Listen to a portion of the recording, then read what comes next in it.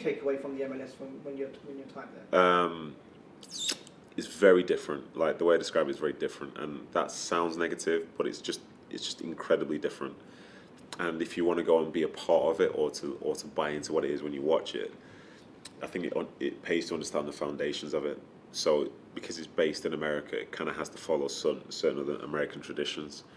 So you get over there, and for example, you realize every team's sponsored by Adidas, and every player has to wear Adidas unless you're sponsored directly by somebody.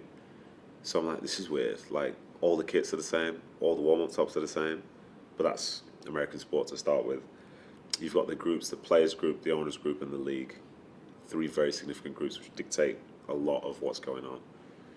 Continually, like, not arguing with each other, but bargaining with each other. That's different. You then have the fact that you don't really have local games anymore. Everything's a flight away. That's different. Divisions split East Coast, West Coast. It's two leagues within the same league. That's different. The mentality whereby people say if you fly to do the division, if you just get a point, like it's fine. That's different. No relegation. That's different. Knowing that finishing first in the league doesn't necessarily mean that's the greatest success. That's different.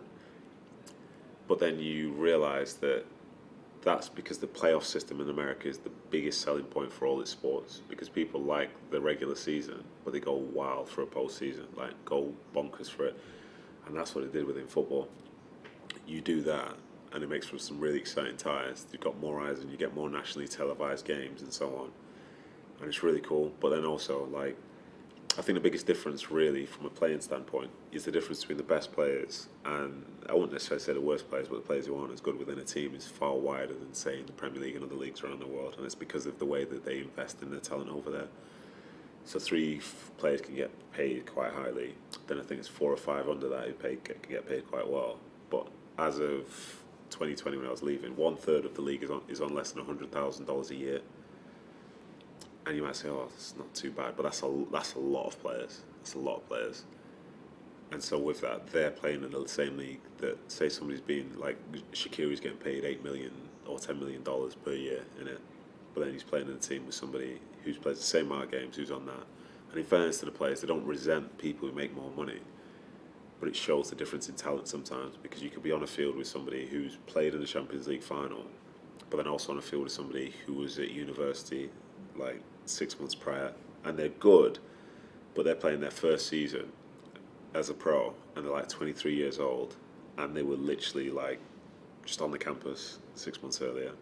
So trying to mix the talent and getting the right mentality from the coaching staff and the right culture at the football club is different to here, especially because like most teams over there, I was older than pretty much every team in the league when I went over, you know, so I know a couple of teams where like my kids are older than they are, and my son when he went over was literally 1, so it just shows it's different. But if you want an adventure, it's incredible, because I fully bought into it. I loved it. And also I went over at 31. And I remember I was playing against Vancouver at home, and there was a guy who was running at me with the ball, and I didn't know whether he was right-footed, left-footed, quick, strong, skillful, nothing. And it means you have to play the game in a proper way, as was the case when I first came through at 17 at Man City, because you don't know. This stadium's new, this player's new, this league's new, and you just see everything with really wide open eyes. So yeah, I loved it.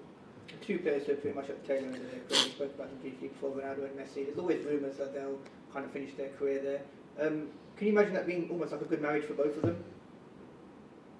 Yes and no. Yes and no. I think because they're such good professionals, and I think because they understand what it is about branding and sort of development of partnerships and so on, I think they'd be really good over there. Because say like Ibrahimovic scored a ton of goals out there, but he never really spoke that highly of the league or the players within it. So when he left, I feel like he took a lot of his audience with him. Whereas for those two guys, I think they'd be more like a Rooney, who, when at DC, he was constantly talking up the players, talking up the league, and really promoting it really well. Because that's, if you're going to be paid tons by the league, because again, like, it's not the clubs that sign you, like, the league have to sanction the deal. Like, you're there to promote it. They're not paying you to sort of make it worse. They're paying you to make it better, and that involves stuff on the field and off the field. But I think Messi and Ronaldo would bring a ton of eyes, and I think they'd understand very quickly what it is to sort of represent the MLS in the best possible fashion, with their media commitments, with their play on the field, with their attitude and so on. Because they'll know that, with all due respect, these will be the worst teams they've played on in their careers, but it's the place where they'll have the biggest impact because they're bringing eyes like to that league, and not just eyes from abroad, but eyes domestically as well. Because overall, like football over there, it's not one of the top 4 or 5 ranking sports. But if Messi and Ronaldo are there, I guarantee it's going to be covered every single day. Definitely. And just to kind of bring it around,